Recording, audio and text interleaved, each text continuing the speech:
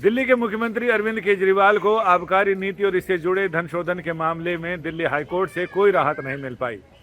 Justice स्वर्णकांता Sharma ने आज दिन भर इस मामले की सुनवाई की और सुनवाई के बाद उन्होंने देर शाम गए जब इसका ऑर्डर भेजा है तो उस ऑर्डर के मुताबिक अरविंद केजरीवाल को फिलहाल कोई राहत नहीं दी है और उनका ये कहना है कि उनकी याचिका पर ईडी से जवाब मांगा गया है। 2 अप्रैल तक ईडी को इस मामले में जवाब देना है, जो उन्होंने अंतरिम राहत की मांग की है, जिसमें उनका कहना है कि उन्हें कस्टडी से मुक्त कराया जाए। और चूंकि उनकी कस्टडी और उनकी गिरफ्तारी दोनों ही न्यायिक प्रक्रियाओं के खिलाफ हैं, जो नियम हैं नियमों के खिलाफ हैं, लिहाजा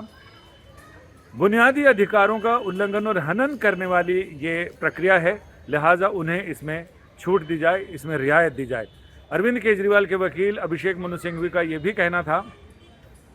कि चूंकि इलेक्शन घोषित हो गए हैं और आम चुनाव घोषित होने के बाद लेवल प्लेइंग फील्ड की बात कही जाती है, यानी सबको समान अवसर, लेकिन ऐसे में जब एक राष्ट्रीय पार्टी के राष्ट्रीय नेता को प्रचार करने के लिए निकलना है, उस समय उन्हें ईडी ने गिरफ्तार किया है, वो भी बिना उनसे पूछताछ किए, बिना उनसे सवाल जवाब किए सीधा गिरफ्तारी की प्रक्रिया उचित नहीं है। ये न केवल अनुचित बल्कि गैर कानूनी है, बल्कि संवैधानिक और न्यायिक प्रक्रियाओं का उल्लंघन भी है। जस्टिस स्वर्णकांता शर्मा ने अपने आदेश में साफ किया है कि 2 अप्रैल तक इस मामले में ईडी को नोटिस जारी किया, उनसे जवाब मांगा गया है। जो सारे सवाल अरविंद केजरीवाल और उनकी याचिका में उठाए गए हैं, उनके जवाब मांगे गए हैं और उनसे पूछा गया है कि आखिर क्या वजह है जिसकी वजह से आपके विरोध कर रहे हैं कि अरविंद केजरीवाल को राहत नहीं दी जाए। ईडी की तरफ से कहा गया कि हम पहले भी पिछली सुनवाई में भी ये कह चुके हैं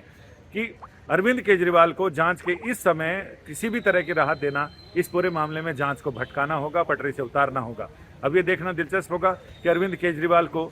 3 अप्रैल को होने वाली सुनवाई में क्या राहत मिलती है। इससे पहले 28 फरवरी को निचली अदालत यानी विशेष कोर्ट में अरविंद केजरीवाल की पेशी है, क्योंकि 28 अप्रैल को ही अरविंद केजरीवाल की 6 दिनों की ईडी कस्टडी समाप्त होने वाली है। और दूसरी ओर दिल्ली हाई कोर्ट में एक और याचिका है जिसमें कहा गया कि अरविंद केजरीवाल गिरफ्तार हो गए हैं, वो भी भ्रष्टाचार के आरोपों में, लिहाजा उन्हें पद से हटाने का आदेश हाईकोर्ट जारी करे। अब ये निचली अदालत यानी विशेष अदालत से लेकर हाई कोर्ट तक